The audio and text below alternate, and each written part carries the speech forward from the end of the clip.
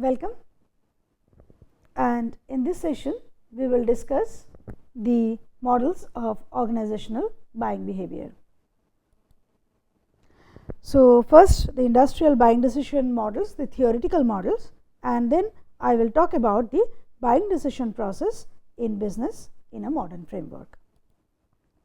So, the first model which I would like to discuss is the Robinson, Faris and Wind model, which was propounded in the year 1967.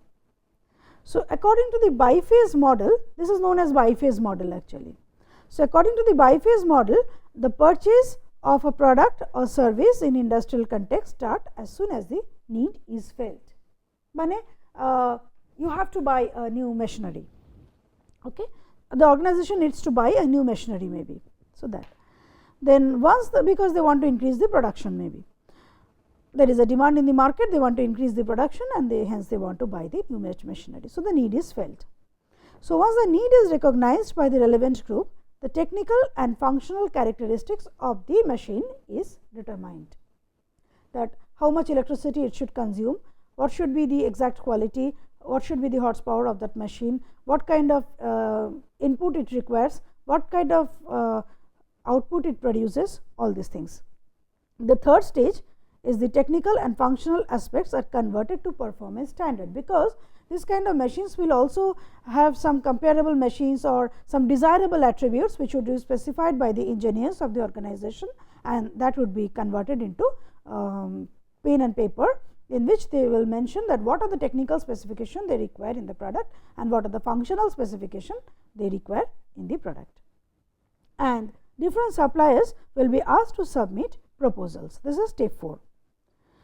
Thereafter, the proposals would be analyzed based on how close it is to the benchmark which was specified by the engineers, and the best vendor would be chosen, which means whose the vendor whose product is supposed to have the closest technical and functional attributes as specified in the performance standard papers would be chosen. And finally, the order procedure are chosen. Once the product is received and utilized, its performance with respect to the benchmark would be assessed, and accordingly the reorder would be given. Webster and Wind not only see this particular model, this Professor Wind, he has taken it a step forward, and he has said clubbed with Frederick Webster in 1972, and they have propagated the theory of buying center concept to configure large scale cells in complicated business environments. However, in the beginning of 1980s, Thomas Bonoma, another eminent consumer psychologist, incorporated the role of initiator to further elucidate the initial list of 5 roles explained by Webster and Wind. In a company, a buying process depends on the individuals involved in or has any kind of stake in the buying decision. The task of different buying centers is information search and collection, developing choice criteria, and based on those choice criteria, choosing the most appropriate one amongst the available alternatives. This is very similar to the consumer buying decision process, although the elements are different or the entities are different. Like gatekeeper, the gatekeeper refers to anyone in the organization who can control and manipulate the flow of information. It may be the clerks in the purchase department or the purchase officer himself, or maybe the engineer. He is bringing the information about very new machinery or very upgraded machinery, and he wants to introduce that in the system. Then comes the influencers. An influencer is usually somebody who exerts considerable influence on the decider or the buyer to take a decision. It may be the finance manager who wants to optimize the cost, it may be the production manager who wants to optimize the quality, it may be the marketing manager who wants to promote it more, like this. Deciders, finally, more often the purchase manager may take the decision regarding the selection of brands, but if it is an expensive one, then very expensive decision, maybe fully developing a new factory or something. So, in those kind of cases, maybe the top management would be involved in taking the decision. Buyers, the person who actually carries out the deal on behalf of the company. No doubt this is the purchase manager of the company, and the users, the entity who finally derive utility of the purchase. In this case, use means those who are using this particular machinery or the spare part for further production. Now, this was the theoretical models, but now I will discuss a very simple procedural model which happens actually during the industrial purchase procedure. You can look at this flow chart, but I will explain this flow chart. I will explain all the steps of this flow chart. The first step is the receipt of requisition. I am taking here a fictitious organization, GGNL. It is almost an organization like BSNL kind of, or any other, say Airtel or Vodafone kind of organization, or it may be any other organization who procures push button telephones. And how they buy push button telephones, that is my consideration. The process of requisition begins with the receipt of requisition from GGNL's corporate headquarters to push button telephones from various branch offices across the country. Then what happens? Preparation of tender document and issue of NIT, which is notice inviting tender. So, within 5 working days, this is just fictitious organization. So, I am mentioning 5 working days. In reality, it may differ. Organization may select 7 working days or 10 working days or 5 working days as they feel deem fit. So, for example, here I am assuming within 5 working days of receipt of requisition from several branch offices based on the customer's order, because I said it is a derived demand, industrial demand is derived demand. So, as many as customers are asking for landline telephones connection, the demand for the push button telephone would be depending on that, and branches will place their requisition based on the demand in the branches. So, anyway, let us continue. The approximate quality, quantity and the other technical specification, the expected lead time, delivery mode, payment mode has to be analyzed by the purchase section. Accordingly, the NIT, the notice inviting tender, would be issued by the corporate headquarter and shall be published in 2 national and local newspaper and also in the company's web portal. At the same time, a copy of NIT has to be sent to the Indian Trade Journal, Telecom Equipment Manufacturer Association, TEMA. If it is any other product than telephone, then accordingly, if it is for jute, then the jute board. So, similarly in that way, whichever is the Indian authority for that. So, you have to send a copy to them. The qualified bidders should be only those Indian companies, those who are registered to produce the push button telephones in India after getting clearance from the Reserve Bank of India or Central Bank. For this procedure, the company may schedule a total of 10 days. This again differs. This is a fictitious organization. I am taking 10 days. It may be 10 days, 15 days, 12 days, whatever the company feels deem fit. If the bidders have any query related to procedure, they have to make it clear within the time period only, which means they want to know about any specification about it, about the tender, then they can ask at that time only. The contents of the bid documents are filled up, tender forms, technical specifications, price schedules, security form, performance security bond form and any other relevant document. Now, what happens once you have received all these sealed bids, then you have to schedule the opening of the sealed bids. Once the time period of submission of the tender is over, the company fixes up a particular date to open the bids. The company's purchase manager and the authorized representative of the vendors should be eligible to be present at that time.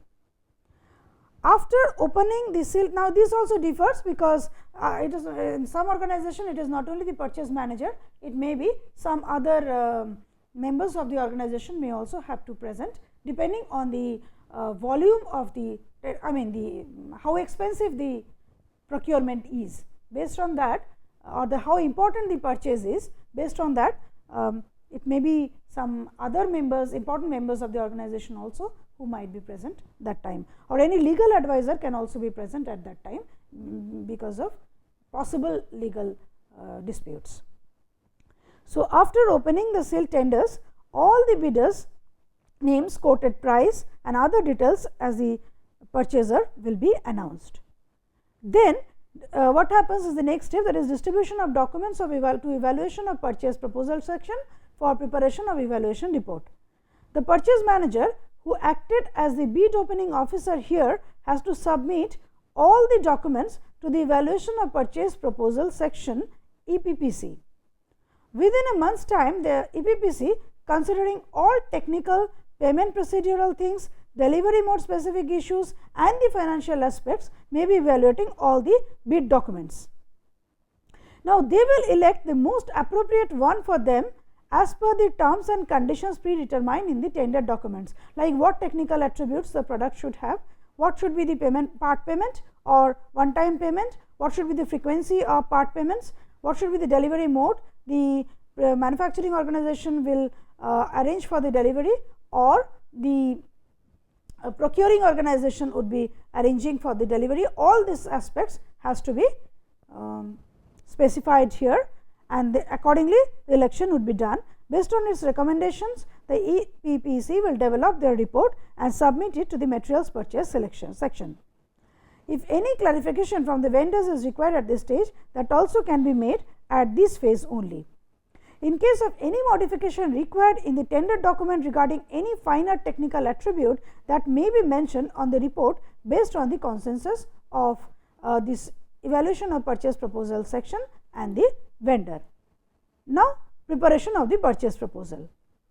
Generally, within 7 to 10 days of the receipt of the report, the materials purchase section is supposed to prepare a purchase proposal in accordance with the approval of the general manager of the material purchase section, following all the terms and conditions of the tender document, whatever was specified here.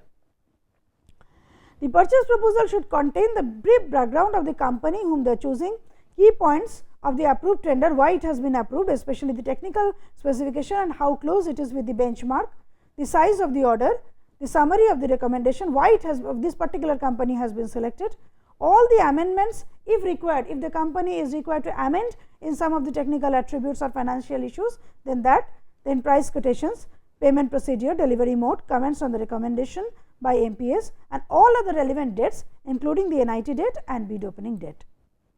Now, while preparing of the formal purchase proposal by MPS, it should be taken into consideration that the following points are not missed away. What? A. The validation of the reasons of selecting the particular vendors as mentioned, order amount, unit price as well as the total price if any discount is given to them of the push button order, telephones ordered, expected financial consequences of the proposal, if any advance payment is required, transportation cost and details of vendors proposed bank guarantee what they are giving, consignee, then paying authority, who will be paying on their behalf. The proposer, who is their financer rather. The proposal thereafter, because as I will just like to mention many times, there can be some procuring company, this manufacturing company can also take some kind of bank loan to manufacture. So, in that case also who is paying actually, who is the consignee, what kind of bank guarantee they are having. So, everything has to be made announced in details. The proposal thereafter would be sent to the general manager finance for the finance committee's approval. Now, inspection and approval of purchase proposal by the finance committee, how that is done? The tender proposal which fulfills all the criteria specified by JGNL and quoting the lowest cost will be selected by the highest rating for the purpose of distribution of push button telephones. The formula they would use for the vendor rating is quite similar to that of BSNL, because BSNL uses this kind of formula. So, we just for example, we have taken this because BSNL is the Indian telecom measure. So, I assume that GGNL, a fictitious company, is also using the criteria weightage as BSNL is using. So, here VR, that is the vendor rating, depends on the price rating of the vendor, and that is the highest weighted thing, that is the tender value, tender amount price, and this one is the delivery rating, how good it is in terms of delivery rating, that is 0.2, and this is the quality rating 0.1, and this comprises of total summation of weights equal to 1.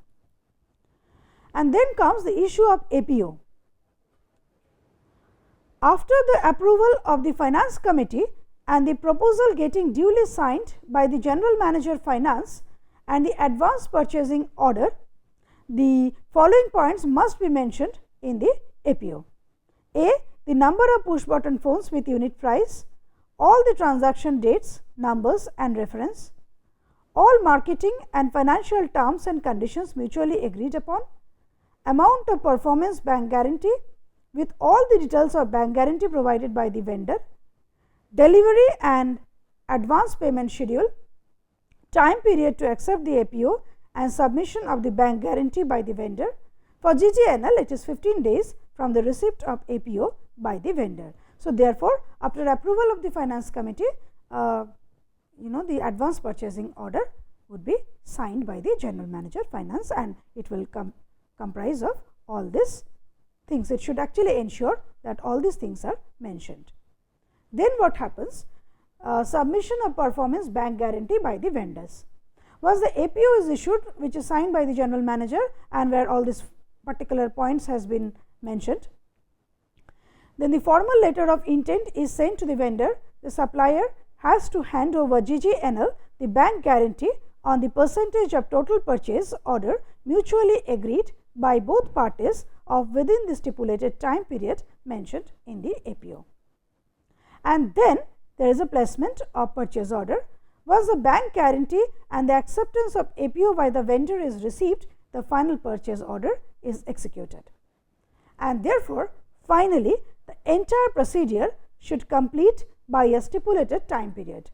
For GGNL, it is 100 working days. For example, the company may specify it from the beginning. I mean, they may not write it in the tender, but they should have a company policy of 100 days, 120 days, 150 days, or whatever it is, they have to mention it very clearly in their policy document. So, GGNL is a fictitious organization, as I said, but more or less most of the government organization, government undertakings and even private organization follow almost a similar kind of procedure. So, I must say that this is a very simpler way to explain the most complex industrial procurement process in India. Thank you. Thank you so much.